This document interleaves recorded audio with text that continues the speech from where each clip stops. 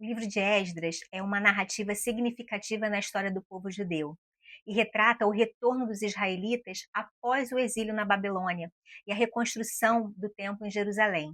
Esse relato é parte dos livros históricos lá do Antigo Testamento e é frequentemente estudado juntamente com o livro de Neemias, tanto que ambos eles compartilham temas que vão se entrelaçando. Esdras se destaca como sendo um escriba, um líder religioso, simbolizando o reerguimento, né, espiritual de Judá. O seu trabalho principal foi de restaurar a fé, as leis, a identidade do povo de Deus após um longo período em que esse povo estava muito distanciado das práticas religiosas. Tradicionalmente, esse livro é atribuído a Esdras, embora existam debates de estudiosos sobre a edição final do texto. Se acredita que ele foi compilado no final do século V a.C. O contexto histórico que rodeia Esdras é marcado pelo decreto do rei da Pérsia, que se chamava Ciro, que por volta de 538 a.C. permitiu que os judeus retornassem para Jerusalém para poder restaurar o templo. Isso marca o início de uma nova fase na história de Israel. O livro ele descreve duas ondas principais de retorno desses exilados. A primeira é liderada por Zorobabel, que é focada na reconstrução física do templo, e a segunda por Esdras, que é voltada para a restauração espiritual e também legal. Nos primeiros capítulos, o decreto desse rei Ciro, ele é enfatizado, né, mostrando que esse retorno é visto como se fosse um cumprimento das profecias do livro de Jeremias. Contudo, esse processo ele não foi simples, né? Muitos judeus eles decidiram ficar na Babilônia. E aqueles que voltaram, eles frequentemente tinham muitos desafios políticos, econômicos e religiosos.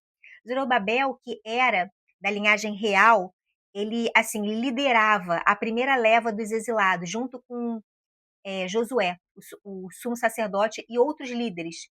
E ao chegar de Jerusalém, a prioridade deles era de reconstruir o altar, né, e retomar os sacrifícios diários, o que simbolizava a renovação da aliança com Deus, mesmo antes da construção completa do templo.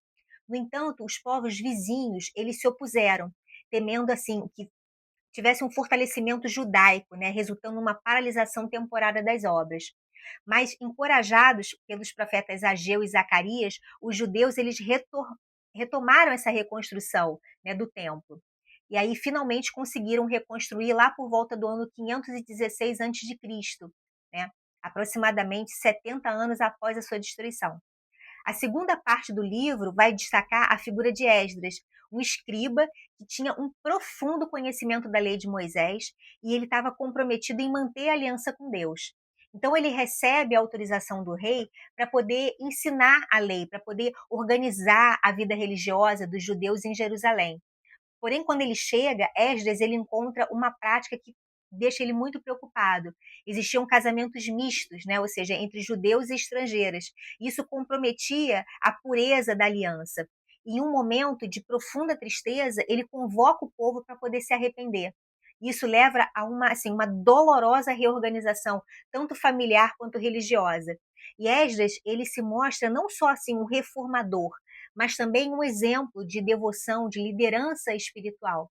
E a sua leitura pública da lei estabelece assim uma nova era na religiosidade judaica, evidenciando que a palavra de Deus é a base para a reconstrução da identidade nacional. O livro ele traz uma rica combinação, né, de narrativa histórica, de registros administrativos, de textos legais, né, tornando-se assim uma importante fonte não apenas religiosa, mas também histórica, né, sobre a relação entre o Império Persa e os povos que estavam sobre o seu domínio. A teologia apresentada, ela ressalta a crença na fidelidade de Deus às suas promessas, mesmo após o exílio. E o retorno, né, e a reconstrução são vistos como atos da graça divina, um povo sendo chamado para uma resposta de arrependimento, de obediência. Esdras, ele demonstra que a liderança espiritual ela é crucial em tempos de crise e que a sua missão ela transcende a simples construção de um templo, focando na renovação dos corações e nas práticas da comunidade. Assim, o livro de Esdras não só relata a recuperação física de um povo, mas também a restauração de sua espiritualidade. e identidade, culminando na introdução do judaísmo do Segundo Templo. A mensagem central, ela convida todo mundo a refletir sobre o compromisso com Deus, né, mostrando que o verdadeiro retorno após o exílio é um convite ao retorno espiritual genuíno, né, do povo de Deus. E no final, Esdras, ele prepara o caminho para as reformas de Neemias, continuando o processo de reconstrução da nação. Se você gostou desse vídeo, deixa um like, um comentário, compartilha para poder me ajudar. Obrigada.